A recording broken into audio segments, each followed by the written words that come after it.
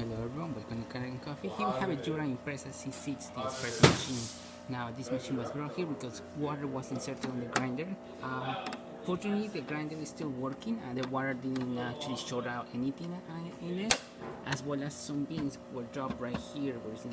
As you can see, it's not supposed to be beans in there, so we just assembled the whole machine and pretty much clean it and make sure there's no beans inside, and let's test it out. Starting with espresso.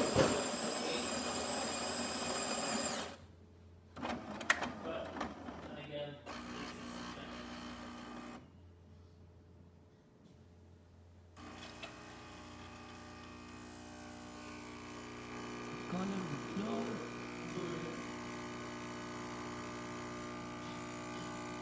The ground might probably need to be a little bit more finer. As you can see, we're on a really cold setting, so that's what we have. As well as the portion of the machine should be a little bit lower. This is over 2 ounces, but I'm not gonna move this since that's how the customer program it, and we're just gonna keep it like that. And now for water, we don't have the one, so. And there you have it, Jura Impresa working once again. Thank you for preparing Kanen Coffee, and please subscribe to our channel for more content like this.